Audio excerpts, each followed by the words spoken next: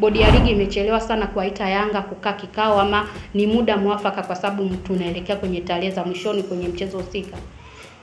Ya kwanza kabisa binafsi sikutarajia hiki ambacho kwamba bodi ya ligi wataenda kumuita. Yani sikutarajia kabisa. Yani ukiangalia scenario jinsi ilivyo, tuseme kwa bodi ya ligi wanaogopa viongozi wa Yanga. Kikao cha leo ambacho kitaenda kukaliwa bodi ya ligi pamoja na Yanga, wewe unadhani kitaleta matunda gani? Kwa nini Simba hawakucheza? Uchunguzi uko wapi? Umefanyikaje? Nadhani Yanga wakijibiza hoja zao wanaweza kwenda kucheza hiyo. Unadhani ni wakati sahihi Faisal kuondoka ndani ya Azam au kwenda nje tukiachana na hapa ndani, ama ni maamuzi ambayo anataka ayafanye kwa akili zaidi? Wengi walisema Faisal si aina ya mchezaji ambao Kaizer wanamhitaji. Yaani uchezaji wake na ligi ya South Africa, vilabu vya South Africa, ataenda kupata nafasi ya moja kwa moja? Feitoto kupata nafasi ya moja kwa moja mimi nina uhakika. Hasa akisajiliwa na klabu kama Kaizer. Kwa kiwango cha Portugal walichokionyesha siku ya jana, lakini kwa kiwango cha Spain ulitegemewa akaenda katika hatua ya mikwaju ya penalty. Timu bora katika mchezo imepoteza finali. Lakini timu ambayo haikuwa bora katika mchezo kwenye maeneo yote imeshinda finali. Yes, ni wakati mwingine tena tumekutana hapa ndani ya FGA TV na kipindi chako ni Sports League Cup, na kuongezea kipindi hichi si mwingine ni Neema Kayugwa, lakini kama ilivyo kawaida nipo na mchambuzi ambaye ataenda kukupa uchambuzi wa mambo yote ya kimichezo ambayo unahitaji kujua kwa undani zaidi. Si mwingine ni Kiepo Benedicto ambaye anakuhakikishia wewe mtazamaji wa FGA TV, lakini pia mfuatiliaji wa kipindi cha Sports League Cup unapata mambo yote ya kimichezo kwa undani zaidi. Lakini pia machache kati ya mengi ambayo tutakuwa nayo siku ya leo, ama taarifa ambazo tutakuwa nazo, ni muendelezo wa sakata la dabi ya Kariakoo iliyowahusisha Simba pamoja na Yanga, ambapo leo bwana Yanga wamepokea barua kutoka kwa bodi ya ligi kwamba wanahitajika kukaa kikao siku ya leo, tuone mwafaka wa jambo hili litakuwa lipi. Lakini pia tunajua Taifa Stars ilikuwa kwenye mchezo wa kirafiki, lakini pia walicheza mchezo wa Kosafa, mchezo wa kwanza ambao walicheza na Madagascar na kwa kupoteza bao moja. Tutaangalia kiwango cha Taifa Stars kwa ujumla kwenye michezo miwili, lakini Faisal akiwa gumzo katika michezo hiyo, akionyesha kiwango kikubwa kwenye michezo hiyo. Lakini pia kimataifa, kama ilivyo kawaida, siku ya jana hatimaye tumemjua bingwa wa UEFA National League ambaye ni Portugal, lakini pia mshindi wa tatu pia akajulikana ambaye ni France. Tutaenda kuangalia mchezo, tathmini nzima ya mchezo ulikuwaje, lakini pia nini kilitokea, na je, Portugal alistahili kuchukua ubingwa huo dhidi ya Spain au vipi, na viwango vya wachezaji ambavyo vilionekana.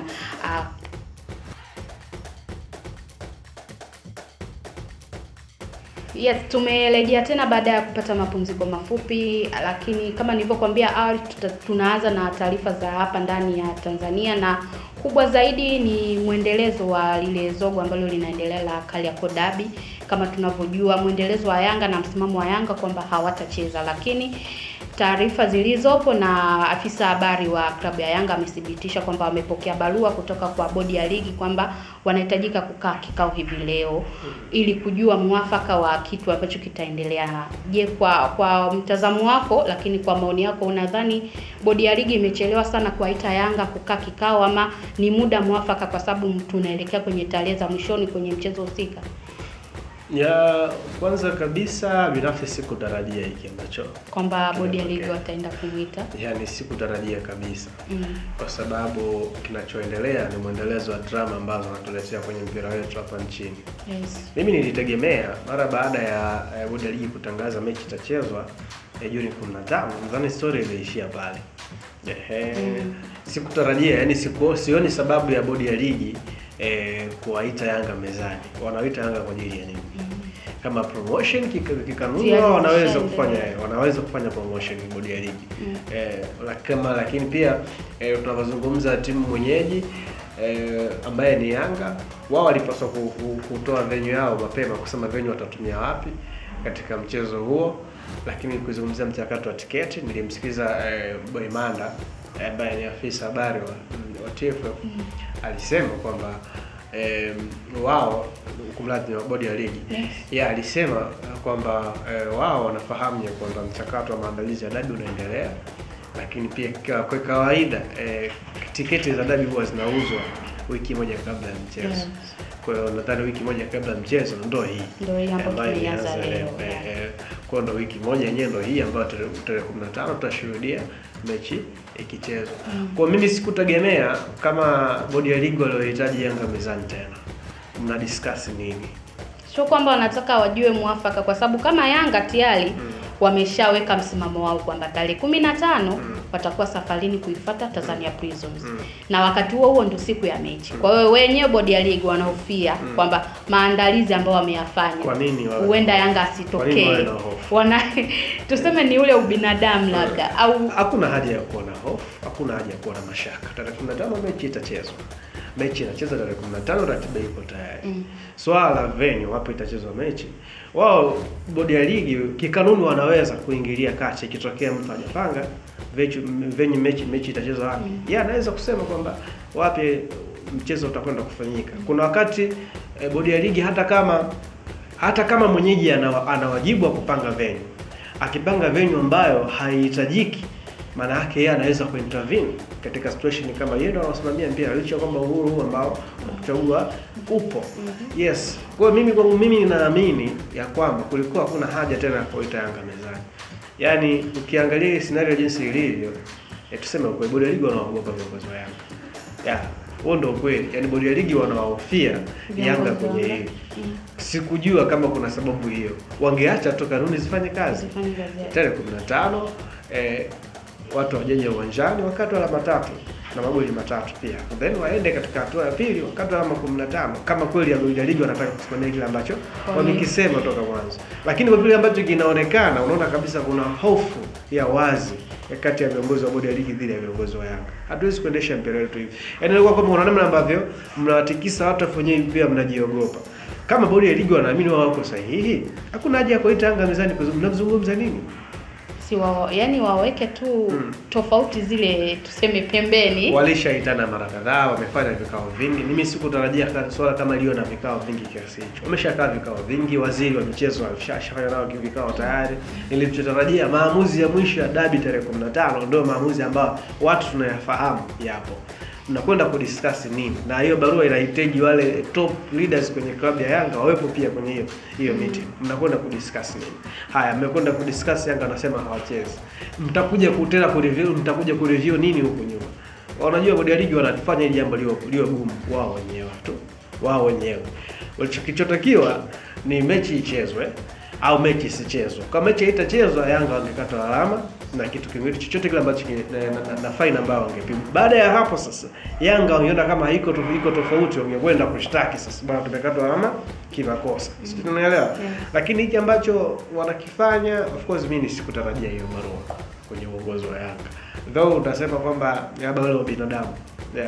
Au binadamu sometimes pia unakuwa unaharibu mpira wetu pia. Ubinadamu ungekuwepo toka mwanzo kabisa. Yaani mwanzo kabisa mapema. Yaani ile mechi 8 ile binadamu. Sema ile 7 kabisa, maana usiku wa kuamkia mechi husika ndo haya yote yalianza. Kwa hiyo binadamu huu ungefanyika. Yaani kwa akili ya kawaida leo bodi ya ligi inaandika nasema kwamba tumepokea maombi ya Simba kutokucheza mchezo wao wa Machi 8. Lakini sisi tumekubali.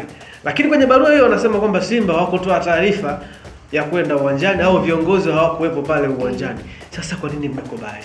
Si yaani matatizo yalianza huko nyuma. Yaani wanachofanya bodi ya ligi sasa wanazidi tu kufanya ile jambo. Wana complicate sana pemata. Na katika hali jinsi ilivyo, Yanga wanazidi kupata nguvu ya kusema hatuchezi. Yanga wanazidi kupata nguvu. Hata mimi katika sehemu kama hiyo, ningevimba. Kwa maana unajua hakuna sheria ambayo wewe itakuwa. Yaani hakuna namna ambavyo nyinyi mtakwenda kusimamia. Wao ulishajiandaa kila kitu. Na zimebaki siku 6 kuelekea kwenye mchezo husika. Yaani siku ya 6 ndio ya mchezo husika. Tuseme siku 5 za maandalizi. Kikao cha leo ambacho kitaenda kukaliwa bodi ya ligi pamoja na Yanga, wewe unadhani kitaleta matunda gani? Kwa sababu mimi ninachoamini kama wakikubaliana au bodi ya ligi wakitaka Yanga kile ambacho yani wafanye kile Yanga ambacho wanataka, nadhani haya yote asingekuepo. Yani kwa namna jinsi ambavyo hali ilivyo hapa ni mawili tu. Mechi ikichezwa basi Yanga wamejibiwa hoja zao ambazo walizoweka mezani. Kwa nini Simba hawakucheza? Uchunguzi uko wapi? Umefanyika. Nadhani Yanga wakijibiwa hoja zao wanaweza kwenda kucheza hiyo mechi. Lakini otherwise Yanga wanashinikiza Simba wakatwe alama 3 kwa sababu ya kutotokea Machi 8. Labda wakitaka mechi ichezwe pia bodi ya ligi warudi wamkate Simba alama 3. Na utamkata vipi mtu ambaye mwenyewe ulishamkubalia tayari? Ndio gumu unapotokea. Kwa binafsi ninaamini kwenye mazungumzo, najua negotiation mara zote huwa anamaliza matatizo yote. Kwa tusubiri tuone ni kile ambacho watakuja nacho, na mwisho wa siku tunaamini mpira wetu utakuwa sehemu sawa. Tusubiri mazungumzo ya bodi ya ligi pamoja na Yanga ambao kikao chao kinafanyika leo. Tuone mambo gani ambayo yataongelewa, lakini yataleta taswira gani kwenye mchezo wa tarehe 15. Lakini tukiachilia mbali taarifa hiyo, kikosi cha Taifa Stars tunavyojua kimecheza mechi ya kirafiki dhidi ya South Africa, lakini kilicheza mechi ya Kosafa dhidi ya Madagascar. Kwa mechi ya Bafana ambao ni South Africa wenyewe bwana walitoka suluhu ya bila kufungana, lakini mechi ya pili ya Kosafa dhidi ya Madagascar wakafungwa bao 1-0.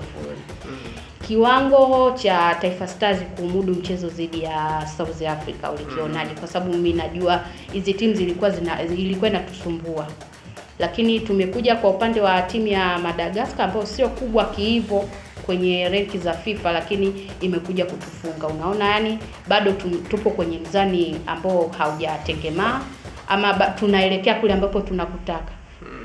Of course mechi na Bafana ilikuwa ni mechi ya kawaida tu, kwa sababu hata ukiangalia Bafana wenyewe hawakuwa serious kwamba hawaingiza wale wachezaji ambao ni muhimu. Kwa tungezungumza mambo mengine. Walikuwa wamejaribu kufanya changes pia kwenye kikosi chao na vitu kama hivyo. Lakini kwenye mechi hizo zote mbili unazungumza, unatafuta taswira ile ya timu yako na kujaribu kuitengeneza. Tumeona Taifa Stars imekwenda kupoteza mchezo dhidi ya Madagascar. Sasa tumetoka kwenye mechi ya kirafiki tunakwenda kwenye mechi ambayo imebeba mentality ya ushindani. Kwa vyote vile lazima ushindani utaonekana, mwisho wa siku kile ambacho anakitaka kitaonekana. Of course kwa mwalimu kama Hemedi Morocco yeye amefanikiwa. Yeye amefanikiwa kwa sababu amejaribu kuona timu yake jinsi ilivyo, inafanana vipi timu yake kwenye kushindana, inafanana vipi inapocheza na timu na taifa nyingine. Kwa binafsi mimi niseme kwamba kwa Hemedi Morocco yeye kwa namna ambavyo amejaribu kuitengeneza timu yake, ameweza kuitengeneza timu ambayo iko bora. Kwa hata safari hii ya AFCON ambayo tunaiendea inajaribu kutoa matumaini ya kutosha kwamba ni timu ambayo Morocco ameitengeneza vizuri, ina vijana wengi, lakini ni timu ambayo hata kama tumekuwa tuna matatizo ya goalkeeping, lakini still ni timu ambayo inaweza kubeba matumaini. Ukiangalia katika michezo yote miwili inakupa hiyo moyo, at least unapata moyo kwamba ni timu ambayo at least inaweza kufight kwenye ushindani. Ukiangalia kikosi ambacho kilianza dhidi ya South Africa na kile ambacho kilianza dhidi ya Madagascar hakikuwa na mabadiliko. Tukianzia golikipa Yakuba Suleiman, lakini tukamuona Pascal Msindo, lakini tukamuona Lusajo Mwalkenda pia pale kwenye maeneo hayo. Lakini kwa upande wa mbele tulimuona Faisal akiwa ameng'ara zaidi kwenye eneo la kiungo.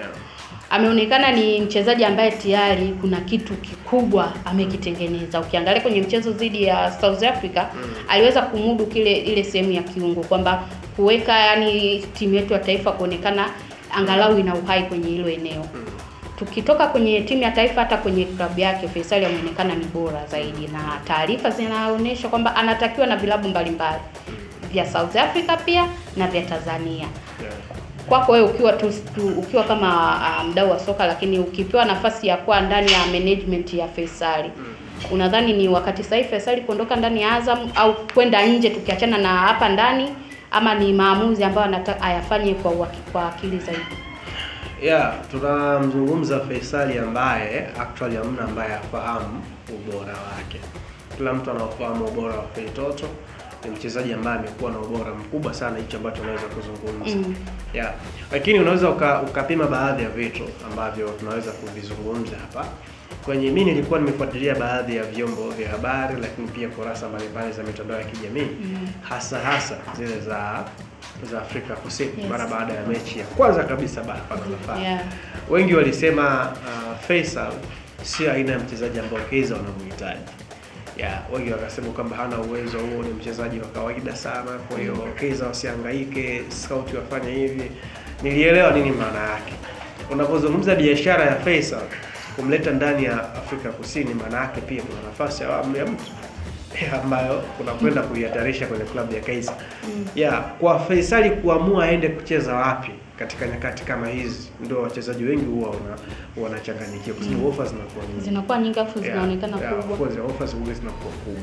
Faisal yeye anataka nini? Cha kwanza anataka timu ambayo umri wake bado mdogo. Faisal anataka timu ambayo at least inaweza ikamtambulisha duniani, kwa maana apate nafasi ya kucheza. Apate timu ambayo sio jina tu, lakini timu ambayo itamtambulisha duniani. Anaweza kwenda Kaizer Chiefs leo. Kaizer imejiandaa na hiyo project ya kurejea katika soka la ushindani. Ndio tunafahamu msimu ujao watakuwa katika mashindano ya CAF. Kwa Faisal yeye wakati anachagua nini cha kufanya, lazima atafute timu ambayo itampeleka duniani. Iko ndio kitu cha msingi, bado kijana mdogo. Kwa tafuta timu ambayo itampeleka duniani, atakwenda kucheza na ataonekana pia. Akidecide bahati mbaya, mwisho siku unaweza ukashuhudia maamuzi mengine ambayo anaweza akamcost pia. Anaweza kwenda kwenye timu ambayo timu yenyewe haijajiandaa kwa ajili ya ushindani, kwa hiyo anaweza ni wakati mgumu pia kwenye career yake. Kwa hiyo wakati ambao anatakiwa kutuliza sana akili ili kuhakikisha kwamba at least anapata timu ambayo inaweza kumsaidia. Kwa upande wa ligi ya South Africa na ligi yetu, kwa maana ligi hizi mbili ndio zinaonekana kumhitaji sana vilabu vya hizi ligi mbili. Ligi ya Tanzania tayari yameonyesha makubwa na tunajua, na vilabu baadhi ya vilabu vikubwa Simba na Yanga wanamhitaji.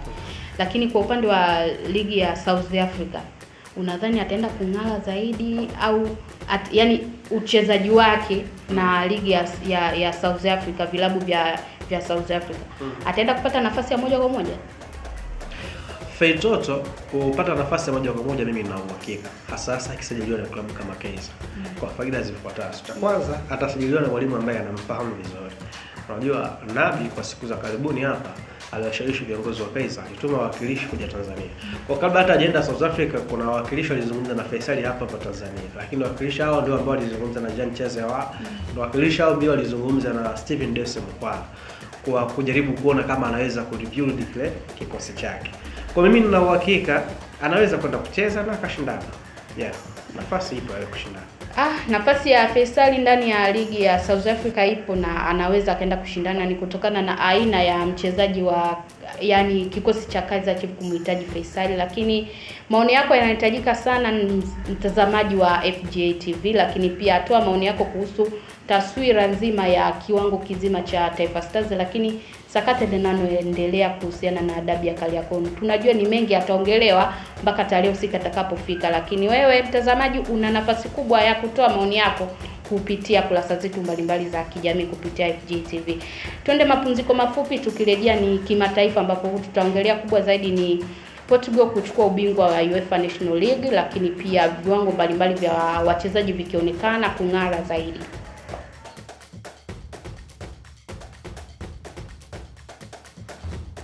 Tumerejea tena mtazamaji wa FJ TV, na kama umechelewa basi kipindi chako hewani ni Sport League Cup, na hapa tunaangazia masuala mbalimbali ya kimichezo kwa kimataifa zaidi bwana. Mchezo wa UEFA National League Final, sasa tumeshajua mshindi ni nani, na ni Portugal ambaye alikutana na Spain na full time 2-2, lakini wakaenda extra time nayo ikawa bao ngumu tunasema lakini wakaenda kwenye mikwaju ya penalty ambapo Spain alishinda penalty 3, lakini Portugal akafanikiwa kuingiza kambani penalty zote 5.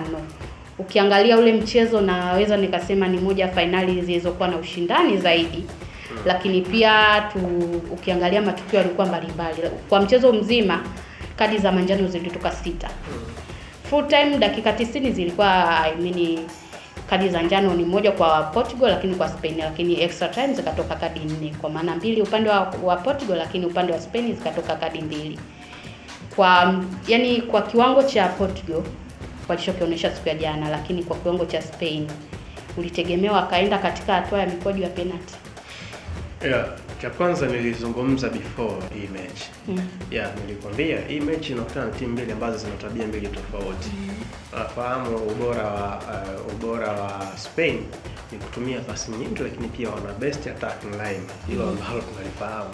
Lakini wana ile defense yao ni mbovu sana. Sio timu ambayo inaweza kuzuia vizuri. Lakini nilisema Portugal wamekuwa na defense bora katika mashindano haya. Lakini attacking line yao inakuwa nafunga magoli ambayo sio mengi sana, lakini inafunga. Ndicho ambacho kilikwenda kutokea katika siku jana. Ukiondoa hizi stats ambazo nasema, angalia katika mchezo mzima. Katika mchezo mzima Spain wamepiga ile mashuti ambayo walipiga mashuti 16. Alafu Portugal walipiga mashuti 7 katika mchezo mzima. Kati ya 7 ya Portugal, mawili tu ndio walilenga lango, ndio hayo mawili yakawa goli. Sio, unanielewa? Yani ile accuracy hali ya juu. Lakini Spain kati ya mashuti hayo 16, 6 ndio ambayo ilikuwa wamelenga lango. Alafu mawili ndio yakazaa goli. Kwa unaweza kuzungumza, unaona namna ambavyo jinsi hali ilivyokuwa. Unatazama Portugal walizidiwa pasi takriban 300 na Spain ambao walikuwa na wakati bora kabisa. Angalia possession ya umiliki wa mpira. Full time unatazama umiliki wa mpira Portugal na 33%, lakini asilimia takriban 67 huko zipo kwa Spain. Kwa hiyo namna ambavyo unakwenda ilikuwa ni total dominance kwa Spain, lakini mwisho wa siku unaweza kusifu ubora ambao Portugal ilikuwa nayo katika eneo la kuzuia. Ndio maana unatazama licha ya Spain kutangulia, lakini namna ambavyo Portugal ilitrain na kurejea katika mchezo ni kitu ambacho unaweza kukisifu katika mchezo wa jana. Kwa katika mchezo wa jana ukiondoa yote, unasifu ule ubora wa Nuno ambaye amekuwa na wakati mkubwa sana. Nuno Mendes katika mchezo wa jana unasifu ule ubora wake wa kuattack na kuzuia pia. Kumbuka alikuwa anacheza katika upande ambao kuna mchezaji hatari ambao unamzungumza Lamine Yamal. Sio unaona kitu kama hicho. Kwa hiyo utatoa pongezi kubwa sana kwa Portugal, walitafuta kitu kwa jasho na damu, walikwenda kukipata. Kwa hicho ambacho tunakizungumza, unajua mkicheza katika ile full time mkienda kwenye mikojo ya penalty, at least penalty hazina mwenyewe. Ndio hapa ambapo unaweza kuuliza. Timu bora katika mchezo imepoteza finali. Lakini timu ambayo haikuwa bora katika mchezo kwenye maeneo yote imeshinda finali. Kwa kwangu mimi ni mchezo ambao nilitarajia hii hali ya ushindani itakuwepo kutokana na tabia mbili tofauti za hizi timu. Kwa hiyo vitu kwa yote unaweza kusifu ile ubora wa safu ya ulinzi ya Portugal. Ndio mara zote huwa unasema safu ya ulinzi ndio ambao wanakusaidia kushinda mataji. Kwa wengine watapambana, lakini kama una defense bora ndio ambayo itakusaidia kushinda mataji. Ndicho ambacho kilitokea katika mchezo leo jana. Unaambiwa ng'ombe haziweki maini. Tukizungumzia hivyo tunamuongelea Cristiano Ronaldo. Siku ya jana anaingia kambani kuwapa anasawazisha. Kiwango chake ndo tuseme bado hajapoa au anazeeka na ubora wake. Cristiano bwana, mimi sijui kwa nini watu wanamchukia. Yaani unajua watu wanamchukia Cristiano, ndio najiuliza Cristiano. Au wale ambao ni wapinzani ambao ni mashabiki wa Messi. Una haja ya kumchukia Cristiano kwa sababu ukiangalia katika michezo hii miwili ya nusu finali, sawa na mchezo wa finali, yeye ndo amefunga magoli ya kuamua. Dhidi ya Ujerumani yeye ndo alifunga goli la pili. Ile goli watu walisema sana ni tap in goal. Lakini si watu wanakosa magoli kama haya. Lakini alienda akascore akaisaidia Ureno kwenda hatua ya finali. Jana yeye ndo ambaye alirejesha Ureno dakika 60 kitu kama hicho. 61 anakuja anafunga goli ambalo amekwenda kusawazisha na kuwa 2-2. Ndio kutokea mbali wapeleka mpaka kwenye mikwaju ya penalty. Cristiano anabeba ile hali ya ushindani. Unajua wakati mwingine umri unaweza kuwepo. Umri ni namba tu. Lakini je, mnaweza kushindana? Ni kitu ambacho unaweza kukiweza. So kwangu mimi unaweza kusifu ubora ambao Ronaldo ameuonyesha na unaona kabisa still timu ya taifa bado inamhitaji. Yaani wale vijana ambao wapo ndani ya Portugal unaweza kuona namna ambavyo wanaweza kujifunza kutokea kwake. Bado taifa linamhitaji. Ndio mara kadhaa kwa amekuwa akipitia wakati mgumu, misuguano ya hapa na pale, lakini ndio hali ya ushindani. Ukiwa mshindani mara zote unapostruggle utapitia hizo hali. Kwa kwangu mimi nimefurahi namna ambavyo Ronaldo ameweza kushinda hii kombe. So nimefurahi kwa sababu ni Cristiano Ronaldo. Hapana, nimefurahi kwa sababu mchezaji ambaye amestruggle mara kadhaa, amekuwa akikosolewa mara kadhaa kwa ajili ya taifa lake. Amekwenda ametoa taji. Ndio watu watasema Cristiano hana kombe la dunia. Watasema Cristiano hana kombe la dunia. Lakini actually kwa haya ambayo anafanya kwa ajili ya taifa lake yanatosha sana. Yes, yanatosha sana kuzungumza kama yeye ni legend wa Porto.